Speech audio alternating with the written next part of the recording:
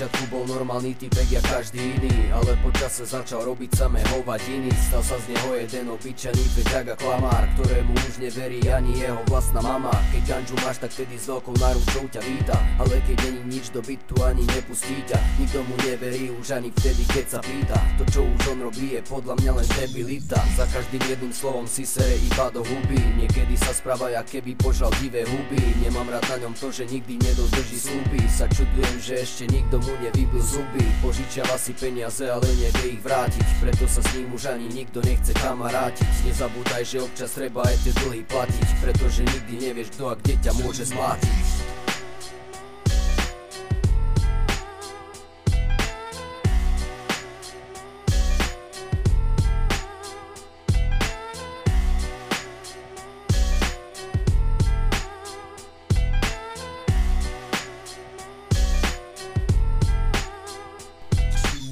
Nechodí do roboty, iba doma vysedáva za počítačom, kde tie skurvené hry v kuse hráva. Nemá peniaze, preto od mami si stále vráva. Sa čudujem, že ešte ona mu ich sama dáva. Keď ich ma bere do rúk, telefón a vyvoláva, že či sa nedá vybaviť nejaká dobrá tráva. Zobere za dešku, no chalan z toho odsypáva. Tak má jak za 5, no čo už veď aj to sa stáva. Dosť ľudí mu už na hlavu z poriadnej kyšky sráva. To asi preto, že sa stále ako koko správa. Videl si jeho úbohý klip na nete, jak dáva. Veď doteraz sa celé mesto na tom ujebáva. Keď on rapuje, tak to vôbec není žiadna sláva. No keď bude tento track počuť, tak mu buchne hlava. More ho spáli na popol ako žeravá láva. Dosť bolo slov, už aj tak život s ním poriadne máva.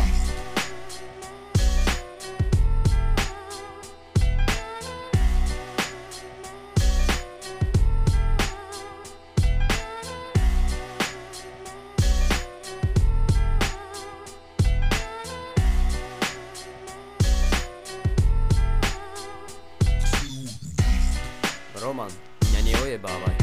Ja ťa už poznám dosť dlho na to, aby som vedel, kedy klameš a kedy nie. Už som ťa dávno prekúkol. Keď si taký priehľadný jak sklo, mňa ty ideš do papole klamať a za nos ťahať. Veď ty ani klamať nevieš. Veď keď ty klameš, tak sa celý červenáš a za hlavou sa škrabeš. Čo si myslíš, že to nikto nevidí?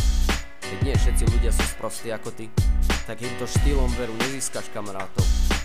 Akurát stratíš, to si píš a potom ostaneš na oco, sám ako prst. A nikto od teba ani len nezakop, každý ťa len osere. Tak tomu ver.